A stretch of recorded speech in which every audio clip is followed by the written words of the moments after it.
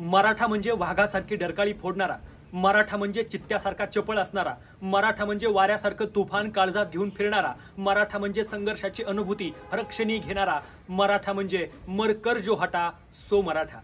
मित्रहो नमस्कार। मराठ्याची ही व्याख्या आजच्या मराठ्यांना तंतोतंत उपयोगी पडते आहे। आज मांजर सुंब्यातली संघर्षयोद्धे मनोज जरांगे पाटलांची इशारा बैठक ही फक्त इशारा बैठक नव्हती, तर सरकारला घाम फोडणारी ही एक महाप्रचंड सभा होती। आजच्या सभेचे जर व्हिडिओ आणि फोटो आपण बघितले तर आजची गर्दी ही इशारा बैठकीची गर्दी नव्हती, तर महाप्रचंड समुदाय एकत्र येऊन सरकारला इशारा दिलाय आणि सरकारला घाम फोडण्याचं काम आजच्या इशारा बैठकीने केलेलं आहे।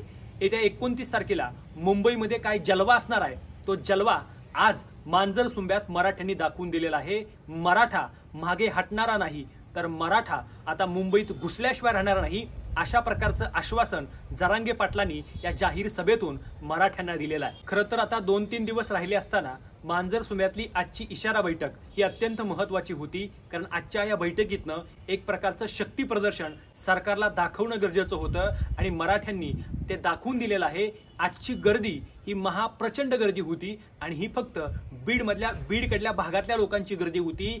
बीडकडले एवढे म्हणजे इशारा बैठक एवढी, तर मुंबई केवढी गर्दी असेल याचा नुसता अंदाज आपण बांधला तर मुंबईला मराठ्यांचा महापूर आल्याशिवाय राहणार नाही, अशा प्रकारची शक्यता आज वर्तवली जात आहे। मराठे हे स्वस्थ बसणारे नाहीत आणि आपल्या अधिकारासाठी लढणारे हे मराठे घरी बसून राहणार नाहीत, तर येत्या 29ला मुंबई गाठल्याशिवाय ते राहणार नाहीत आणि मुंबई गाठायची आहे आपल्या हक्कासाठी, अधिकारासाठी आणि आपल्या मुलांच्या भविष्यासाठी। आणि म्हणून जरांगे पाटलांनी आजच्या सभेतून अतिशय तळमळीनं सांगितलं की हे आंदोलन आपल्याला शांततेमध्ये पुढे न्यायचं आहे, कुणी एकही दगड उचलायचा नाही, जाळपोळ करायचा नाही, शांततेमध्ये तुम्ही मुंबई गाठा, तुम्हाला आरक्षण दिल्याशिवाय मी स्वस्थ बसणार नाही। म्हणजे मनोज जरांगे पाटलांचा उद्देश अतिशय शांत आणि मनमिळावू आहे। त्यांना फक्त आपल्या मागण्या सरकारी दरबारामध्ये नेऊन मांडायच्या आहेत। सरकारनं देखील आता मला वाटतं सहानुभूतीनं या आंदोलनाकडे बघणं गरजेचं आहे, कारण जे हक्काचं आहे ते देणं गरजेचं आहे।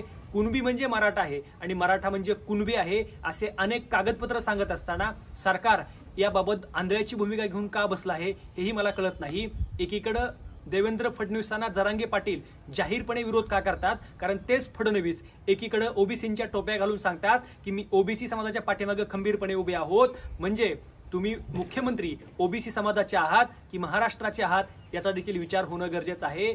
देवेंद्र फडणवीस साहेबांना मला हात जोडून विनंती करायची आहे, तुम्हाला आमचा वैयक्तिक विरोध नाही, पण तुम्ही ज्या पदावर बसलेले आहेत त्या पदामध्ये एवढी ताकद आहे की मराठ्यांना न्याय मिळवून देण्याची ताकद त्यामध्ये आहे। तुम्ही आता थोडी सहानुभूती दाखवणं गरजेचं आहे, कारण हा मराठा आता स्वस्थ बसणारा नाही आणि तुम्हाला अस्वस्थ केल्याशिवाय आता आम्ही शांत बसणार नाहीत।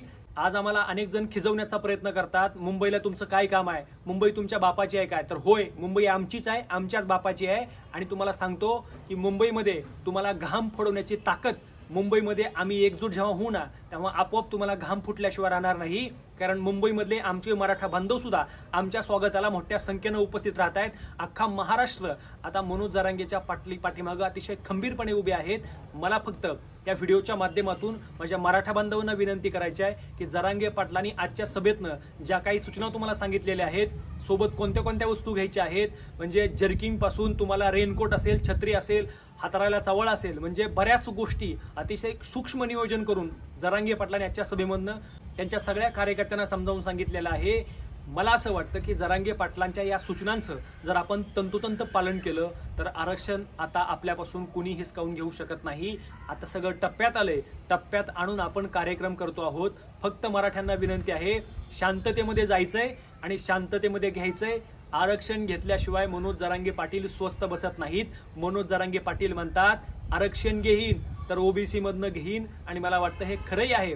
आता एवढंच सांगतो, इशारा बैठक एवढी तर मुंबई केवढी, मराठ्यांचा महासागर उसळल्याशिवाय राहणार नाही, कारण मराठा हट्टाला पेटला की काय होतं हे दाखवून देण्याचा दिवस म्हणजे 29 ऑगस्ट आहे। आणि निश्चितपणानं हा ऐतिहासिक दिवस मराठ्यांना त्याच्या डोक्यावर गुलाल टाकल्याशिवाय राहणार नाही, कारण मुंबईमध्ये जेव्हा मराठे जातील ना आणि आरक्षणाची लढाई जेव्हा सुरू होईल ना तेव्हा सरकारला सरसकट मराठ्यांना ओबीसी मधनं आरक्षण द्यावंच लागेल, कारण ते त्यांच्या हक्काचं आहे आणि हक्काचं घेतल्याशिवाय आम्ही स्वस्थ बसत नाही। ह्यामध्ये कोण हाके वाघमारे भुजबळ असतील त्यांनाही मला सांगायचंय, मराठ्यांच्या वाटेला जाऊ नका, आमच्या वाटेवर येऊन आमची वाट लावणाऱ्यांच्या त्यांच्या वाटेत जाऊन त्यांची वाट लावल्याशिवाय आम्ही आमच्या वाटेवर परतत नाही, हा इतिहास आहे आमचा. त्यामुळे मला असं वाटतं की महाराष्ट्रामध्ये दंगली होऊ नयेत, वाद होऊ नये, सगळं शांततेमध्ये होऊ द्यायचं असेल तर माझी विनंती आहे, आम्ही शांत आहोत.